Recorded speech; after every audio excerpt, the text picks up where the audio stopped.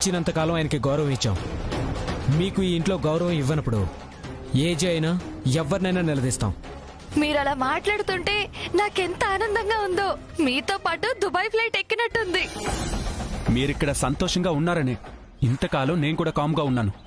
ఆయన ఇష్టానికి ఆయన మమ్మల్ని అడగకుండా ఆస్తిని ఇలా ముక్కలు చేస్తున్నాడని మాకేం తెలుసు? అసలు వాడెవడు? వాణ్ణి తీసుకొని వచ్చి ఇంట్లో పెట్టడం ఏంటి? ఇప్పుడు తీసుకొచ్చి పెట్టడం కాదు, గత 5 సంవత్సరాలుగా వాడి తిండి బట్ట ఖర్చులు అంతా ఈయనే చూసుకుంటున్నారంట. అసలు వాడెవడో మా ఆస్తి ఖర్చు పెట్టడం ఏంటి? వాడి కోసం ఆస్తంతా రాసిస్తాను అండమేంటి? అతన్ని పెళ్ళయ్యాక మేం కూడా ఇప్పటి వరకు చూడలేదు. మీకేమైనా తెలిసే అవకాశం ఉందా? మీకే తెలియనప్పుడు మాకు మాత్రం ఎలా తెలుస్తుంది? మరి ఎవరికీ తెలియని వాడి మీద అలా ఖర్చు చేయడం ఏంటి? అది కూడా మాతో ఒక్క మాట కూడా చెప్పకుండా ఎలా ఎలా ఖర్చు చేస్తాడు? ఈ విషయం అంత సులభంగా వదిలేదు కాదు. ఆస్తి విషయం తేలిపోవాల్సిందే.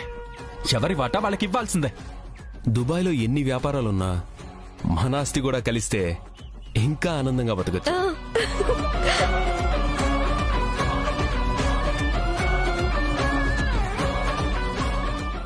వర్ధన్, వస్తున్నా ఏజే. కిషోర్, వచ్చేస్తున్నా.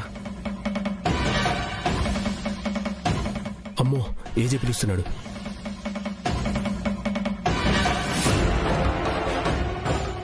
ఏంటి వర్ధన్, ఏజీని చూడగానే అలా అయిపోయారు? అంటే చాలా రోజుల తర్వాత పిలిచారు కదా.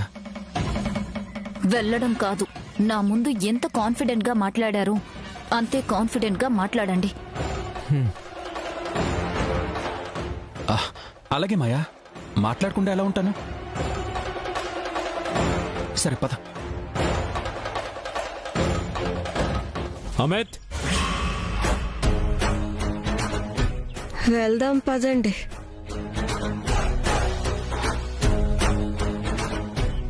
బాగున్నారా? బాగున్నా. వచ్చే ముందు ఒక మాట కూడా చెప్పలేదు. సడన్ గా ప్లాన్ చేయడం వలన అంత సడన్ గా రావాలని ఎందుకు అనిపించింది? అంటే అది పండగ కదండి, పండగ నచ్చుంటారేమో. అవునవును, పండగ కదా, అందుకే వచ్చాను. పండక్కి మీరందరూ వచ్చి మంచి పని చేశారు. అందరం కలిసి పండగ చేసుకుందాం. పండగ తర్వాత, ముందు మాట్లాడాల్సిన విషయాలు మాట్లాడదాం.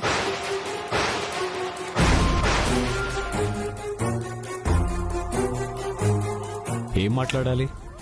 ఏముంది, మామూలుగా మాట్లాడటమే. అవునవును, అంతే అంతే.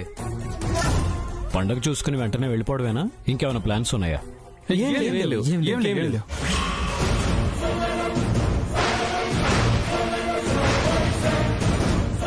గదిలో పులిలా మాట్లాడి ఇక్కడ పిల్లిలా అయిపోయారంటక్క. నా బాధ కూడా అంతే. బిజినెస్ ను వదిలేసి ఎక్కువ రోజులు బయట ఉండటం మంచిది కాదు. పండగ అయిపోగానే బయలుదేరండి.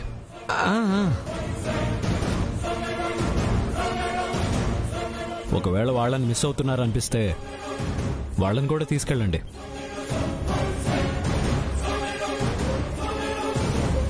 ఎక్కడున్నా మీరంతా సంతోషంగా ఉండటమే నాకు కావాలి. ఆస్తికి అడ్డం లేకుండా మనల్ని పంపించేయాలనుకుంటున్నారు. అవునవునక్క. సరే బాను, అందరికీ టిఫిన్ ఏర్పాట్లు చేయి. చేశానండి. వెళ్ళి తినండి. అలాగే ఏజే.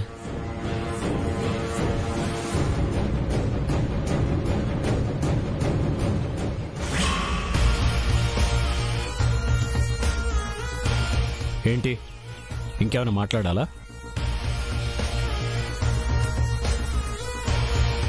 అంటే అది మాట్లాడాలనుకున్నది సూటిగా మాట్లాడు వర్ధన్.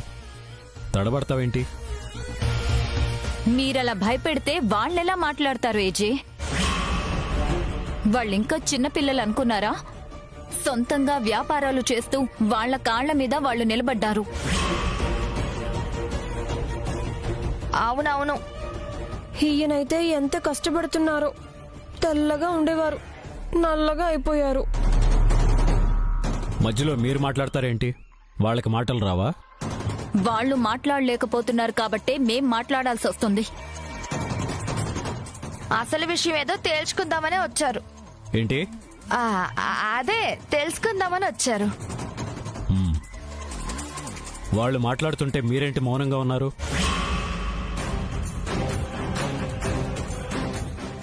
చాలా మాట్లాడాలి అనుకుంటున్నారేజే. వాళ్ళు ఇదివరకట్లాగా లేరు, పెద్దవాళ్ళు అయ్యారు కదా, ఇప్పుడు చాలా మారిపోయారు.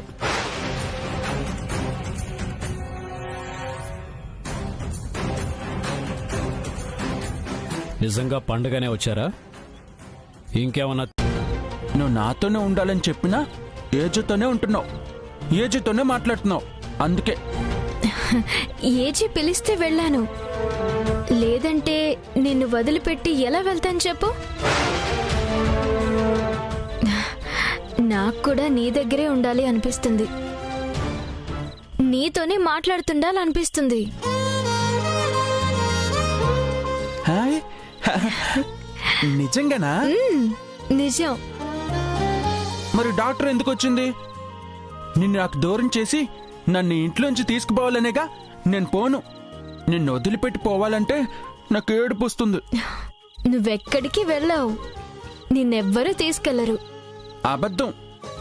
లేదు సూరజ్, డాక్టర్ గారికి నువ్వెక్కడికి రావు, నాతోనే ఉంటావని చెప్పి పంపించేశాను.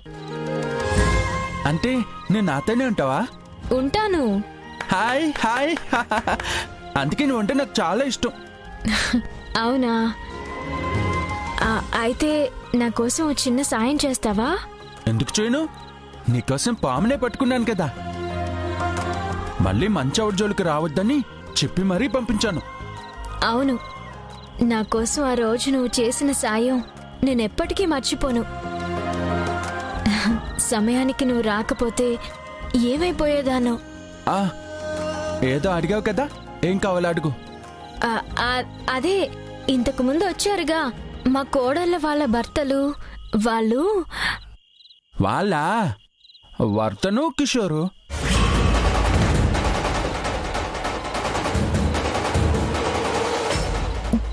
ఏంటి, నీకు వాళ్ళు తెలుసా? నాకెందుకు తెలియదు, బాగా తెలుసు. నిజమా? నిజం, ఒట్టు. వాళ్ళు నీకెలా తెలుసు? నిన్ను చూడగానే వాళ్ళెందుకు అంత కంగారు పడ్డారు? అసలు ఏజీ నీ కోసం ఇదంతా ఎందుకు చేస్తున్నాడు? బాలే దానివే, ఇదిక్కడ తెలీదా నీకు? నాకెవరూ చెప్పలేదు. నన్ను వదిలేసి మరి ఏజైతే తిరుగుతున్నావు కదా, అయినా చెప్పలేదా? లేదు, నువ్వు చెప్పొచ్చుగా. సరే, నువ్వు అడిగావు కాబట్టి చెప్తాను. చెప్పు. అసలేం జరిగిందంటే, ఆ రోజు నేను ఇంకా మరి మనో, నువ్వు చెప్పు సూరజ్. అది ఆ రోజు మనో, త్వరగా చెప్పు సూరజ్. నేను చెప్పను, పిలుస్తున్నారుగా, వెళ్ళు. నీకేజనే కావాలి, నేనొద్దు. సూరజ్, అది కాదు. ఇక్కడ బాను. చెప్పు. వెళ్ళు, నీకేజనే కావాలి. బాను,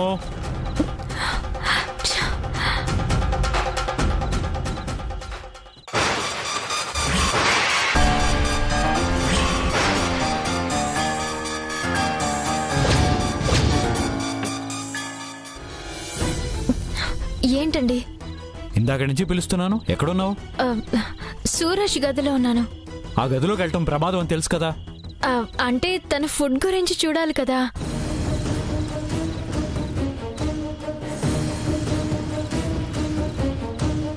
ఏంటి, సూరజ్ ఏమన్నా చెప్పాడా?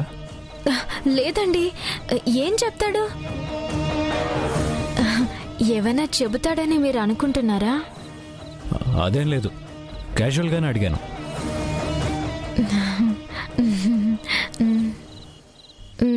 అవునండి, సూరజ్ విషయం వర్ధన్కి కిషోర్కి తెలుసా? ఇంతకు ముందు వాళ్లకు పరిచయం ఉందా?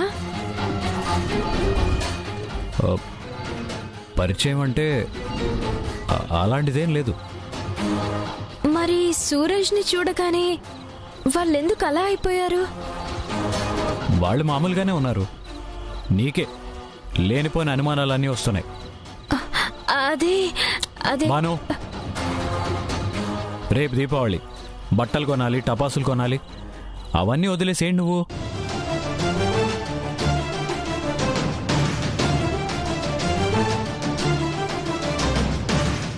ఏంటినా ఇంత దగ్గర అయినా కూడా ఇంకా నా దగ్గర నిజం చెప్పడం లేదు.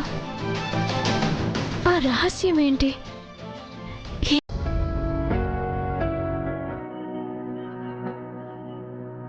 మనసున ఏదో రాగం విరిసెను నాలో తేజం, చెప్పలేని ఏదో భావం నాలో కలిగేలే.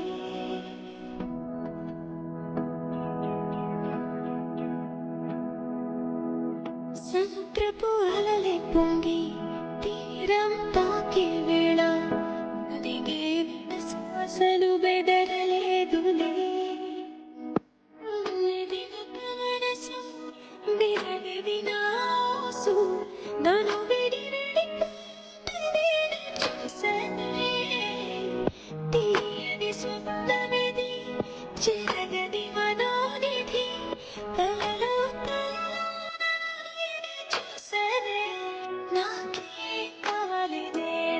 ఒక మాట ఇప్పుడు చూసుకో ఎలా ఉన్నావు. తోడు అని లోకమనేది పొడు, నాకే కావాలి నేడు ఒక మాట అడిగి చూడు. ఇక నిజంగానే చాలా బాగున్నాను. లోకమనేది పొడు. ఒక్క బొట్టు బిల్ల మారితే మనిషిలో ఇంత మార్పు వస్తుందా హిట్లర్ గారు?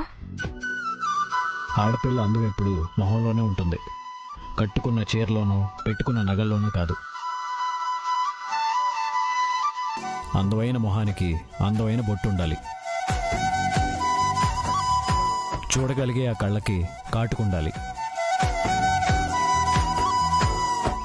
ఎవరెదురొచ్చినా పలకరించే పెదాల మీద ఎప్పుడూ నవ్వుండాలి. అప్పుడే ఆడపిల్ల అందంగా కనిపిస్తుంది. హిట్లర్ గారికి కవిత్వం కూడా వస్తుందే. గుండెల్లో దాచుకున్న ప్రేమ బయటకొచ్చినప్పుడు అది ఆటోమేటిక్గా కవిత్వంగానే మారుతుంది.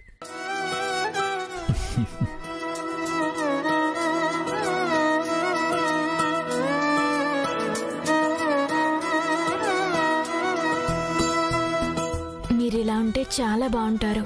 ఏంటి ఈ డ్రెస్లోనా? డ్రెస్లో కాదు, ఇలా నవ్వుతూ ప్రేమగా మాట్లాడుతూ ఉంటే అలాగే చూస్తూ ఉండిపోవాలనిపిస్తుంది. నాకే తెలియని మార్పు ఇది. ఈ మార్పు కారణం నువ్వే.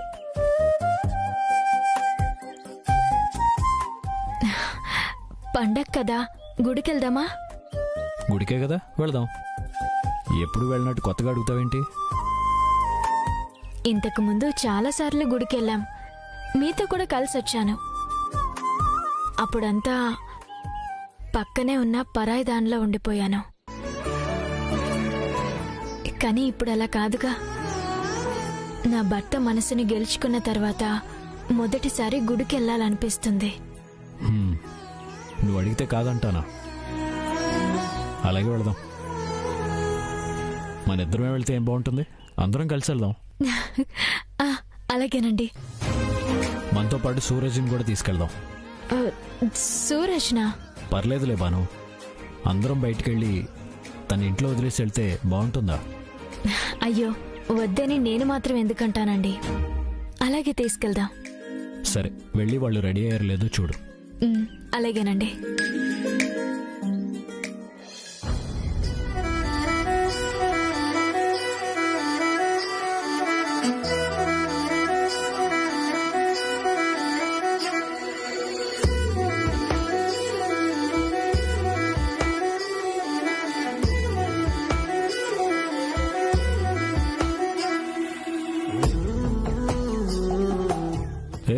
ఏం చేస్తున్నావు?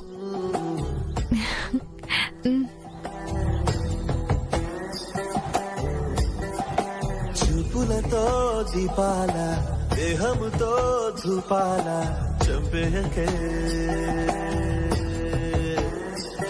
నన్ను చంపేయకే. నుదుటిన చిన్న బొట్టు బిల్ల మార్చి నాలో ఇంత అందాన్ని తీసుకొచ్చారు. అక్షరమా మరి ఇంత అందమైన నా భర్త బయటికెళ్తే దిష్టి తగలకుండా నేను ఏదో ఒకటి చేయాలి కదా, అందుకే చిన్నగా దిష్టి చుక్క పెట్టాను. బ్రహ్మకే వన్న తెచ్చిన వెన్నెలమ్మనే.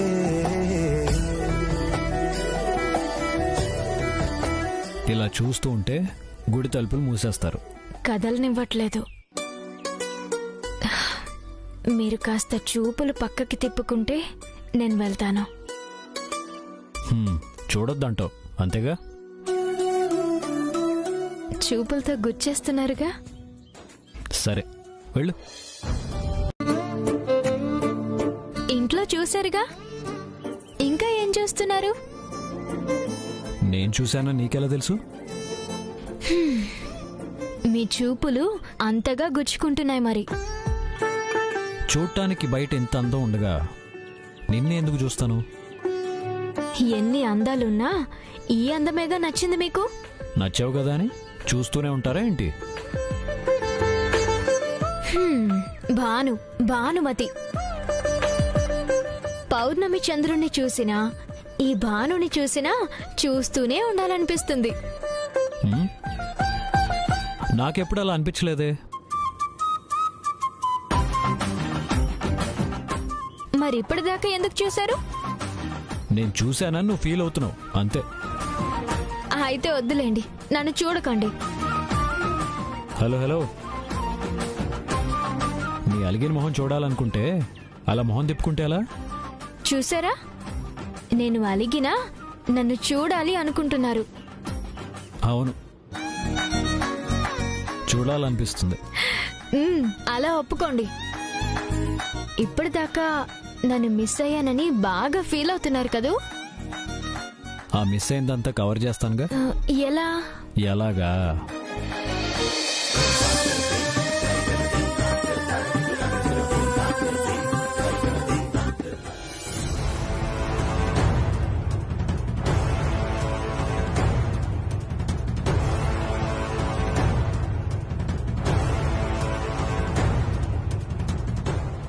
ఏమండి?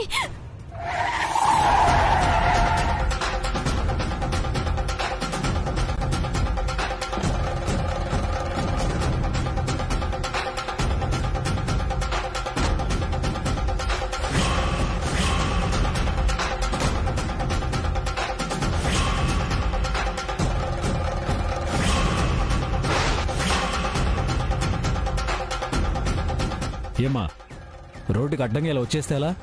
ఏదైనా జరుగుంటే? నాకేదైనా జరగాలని ఆ బ్రహ్మయ్య రాయలేదులే. రోడ్డు కదా పెద్దమ్మా, కాస్త చూసుకుని రావాలి కదా. పైవాడు చూస్తున్నాడుగా, భయం ఎందుకు? ఏదైనా జరిగాక బాధపడటం కాదమ్మా, ముందు జాగ్రత్త ఉండాలిగా. చావు పుట్టుకల్ని చదివిందాన్ని. నా చావు నాకు చెప్పొస్తుందిలే. మీరు ఎక్కడికి వెళ్ళాలో చెప్పండి పెద్దమ్మా, మేం వదిలిపెట్టి వెళ్తాం. కష్టం ఎక్కడుంటే అక్కడికి వెళుతూ ఉంటాను. ఇప్పుడు ఎవరికే కష్టం వచ్చిందేంటి? దారికి అడ్డం పడ్డాను అంటే అర్థం కావటం లేదా? అంతా కష్టం కన్నీళ్లు చెప్పి రావు. అవును, గుడికి వెళ్తున్నారా?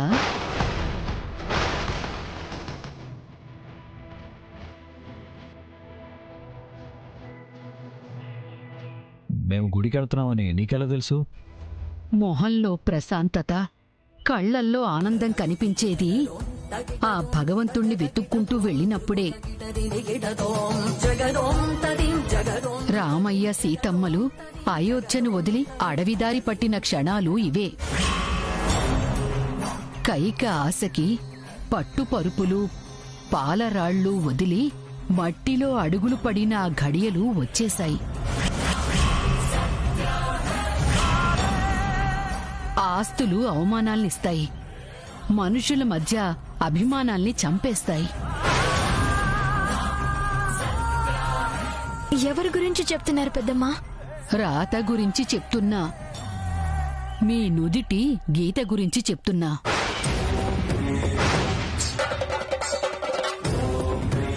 నిన్ను సూటిగా చూడలేని కళ్ళు నీ కళ్ళల్లోకి కళ్ళు పెట్టి చూస్తాయి.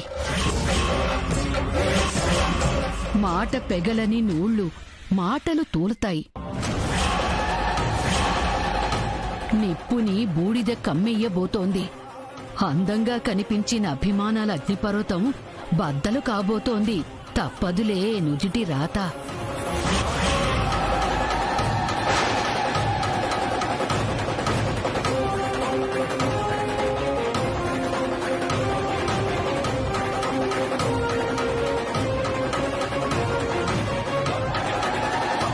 ఏంటండి పెద్దావిడ ఏదేదో చెప్తుంది, ఏం అర్థం కావట్లేదు. అర్థం కాకుండా ఏదో మాట్లాడిందిలే. వాటికి అర్థాలు వెతుక్కుంటూ కూర్చుంటే అక్కడ గుడి మూసేస్తారు. పద పద.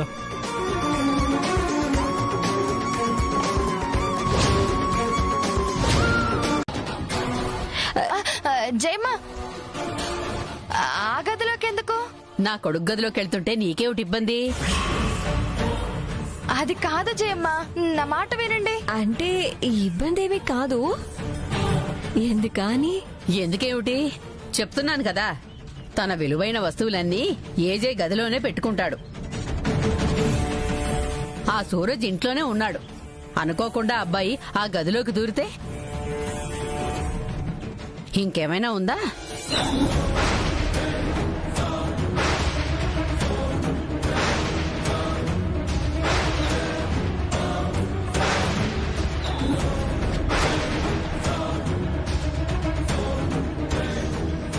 జయమ్మ, జయమ్మ,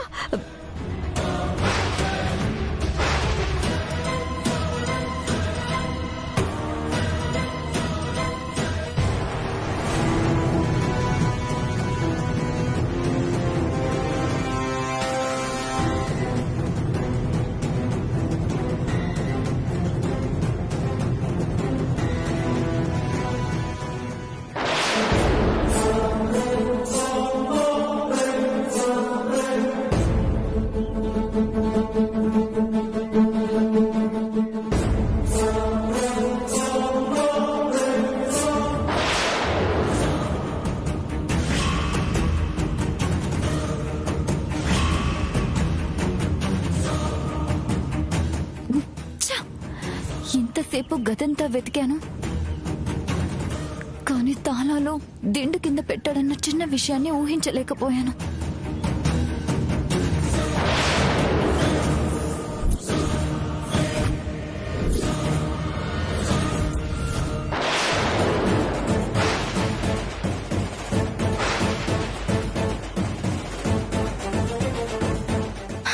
ఏంటి జయమ్మ, తాళం ఎందుకేస్తున్నావు? ఎందుకైనా మంచిదని వేశాను. తాళాలెందుకు జయమ్మ, మనం ఇక్కడే ఉన్నాం కదా. ఏమున్నారు, నేను చూసేంత వరకు తలుపులు తీసిన సంగతి కూడా మీకు తెలీదు. మీరు చూసింది చాలు. పొరపాటున గదిలో ఏమైనా వస్తువులు పోయాయంటే ఏజే నా ప్రాణం తీస్తాడు. తప్పుకోండి.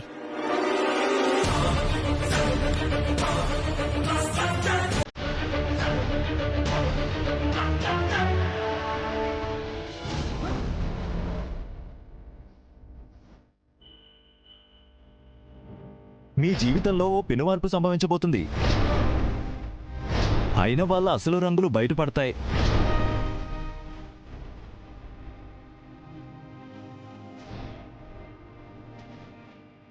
ఏంటి బాను, గుడికెళ్ళామన్న ప్రశాంతత లేకుండా అలా ఉన్నావేంటి? పూజారి గారితో ఏం మాట్లాడావు? నా మనసంతా అదోలా ఉందండి. ఏదో కీడు జరగబోతుంది అనిపిస్తుంది. బాను, మన ఆలోచనలే మనల్ని బలహీనుల్ని చేస్తాయి. ఎవరి మాటలో నమ్మి అలా భయపడితే అలా? మీకు ప్రతిదీ చిన్న విషయంగానే కనిపిస్తుంది. ఆ పెద్ద ఆవిడ మాటల్లో ఏదో ఉందనిపిస్తుంది. అది ఏంటనేది అర్థం కావడం లేదు. ఏం జరుగుతుంది బాను? మన ఇంట్లో మనకున్న ఇబ్బంది ఏమని చెప్పు. ఎందుకు లేదండి, నిన్న వర్ధన్ వాళ్ళు ఎలా మాట్లాడారో చూశారు కదా. సూరజ్ని చూడకముందు మాట్లాడారు, చూశాకేం మాట్లాడలేదుగా. నువ్వు ప్రతిదీ ఎక్కువగా ఊహించుకోకు బాను. నా భయం మీకు అర్థం కావడం లేదు. ఎప్పుడూ లేనిది హఠాత్తుగా వాళ్ళ ఇంటికి వచ్చారు. మనుషుల్లో మాటల్లో చాలా తేడా కనిపిస్తుంది. వాళ్ళ వల్ల ఏదో జరగబోతుంది అనిపిస్తుందండి.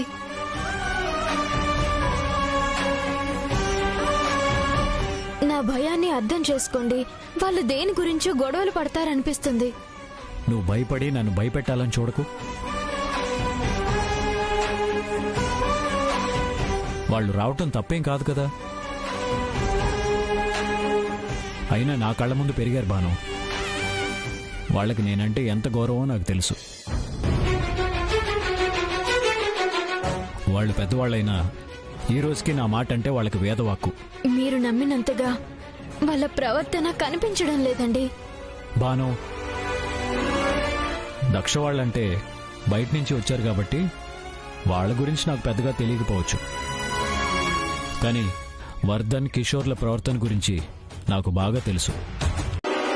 పండక్కి అరిసెలు చేసుకుని తినిపోదామనా? చూడండి, ఇప్పటి వరకు పడిన బాధలు చాలు. వెంటనే వెళ్లి ఆస్తిలో వాటా అడిగేయండి. మనకి రావాల్సింది మనం తీసుకొని మన దారిలో మనం చూసుకుందాం. అవునండి, ఇక ఈ ఇంట్లో ఉండడం మా వల్ల కాదు.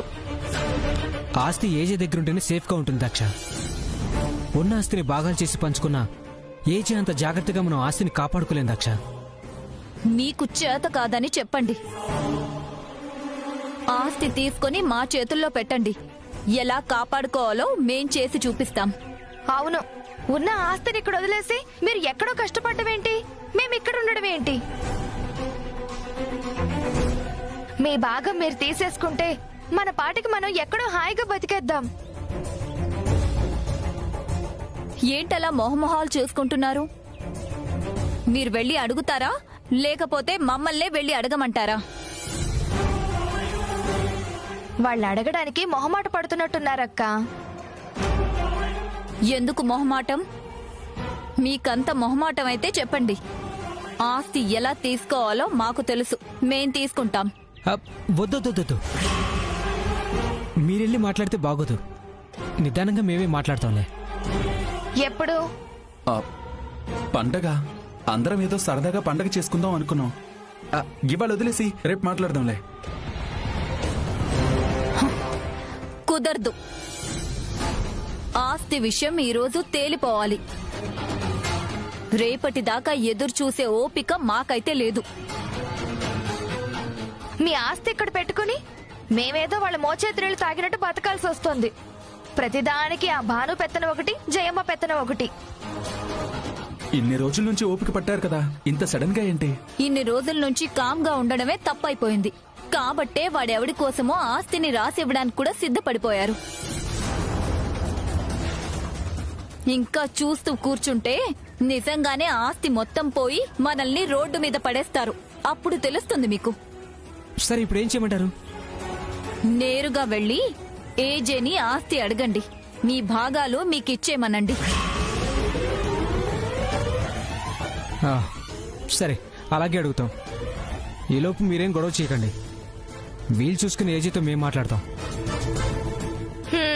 ఆ పనేదో త్వరగా కానియండి. ఏమిటి భాను, ఏం జరగబోతోంది? ఇంటిలో మళ్ళీ ఏ ప్రమాదం ముంచుకు రాబోతోంది? ప్రమాదం ఉంది అని అర్థం అవుతుంది, కానీ అది ఎవరికి ఏంటి అనేది మాత్రం అర్థం కావడం లేదు. అలాంటి వాళ్ళ మాటలు కొట్టిపారేయకూడదు భాను. పైగా పూజారి గారు కూడా చెప్పారంటే నమ్మకుండా ఎలా ఉండగలం? ఆ మాటలు విన్న దగ్గర నుంచి నేను ప్రశాంతంగా ఉండలేకపోతున్నాను. చేసే ప్రతి పనిలో, చూసే ప్రతి మనిషిలో ప్రమాదం కనిపిస్తుంది. నువ్వు చెప్పింది విన్న దగ్గర నుంచి నాకు కాళ్ళు చేతులు ఆడటం లేదు భాను. అసలు ఏం చేయాలో అర్థం కావడం లేదు. ఈ మధ్య ఏజే జాతకం చూపించినప్పుడు కూడా శ్రీరాముడు పుట్టిన ఘడియల్లో పుట్టాడు, ఊహించని కష్టాలొస్తాయి, ఆ రాముడికి అరణ్యవాసంలా ఏజేకి ఏ కష్టం వస్తుందో అన్నారు.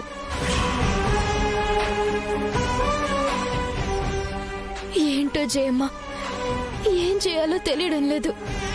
అసలే భయంతో ఇంటికి వచ్చేసరికి ఆ దక్ష ఏజే గదిలో ఉంది.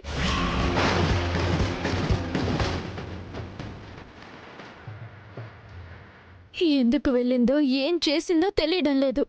ఏమిటి ఏజే గదిలోకి వెళ్ళిందా? అవును జయమ్మ.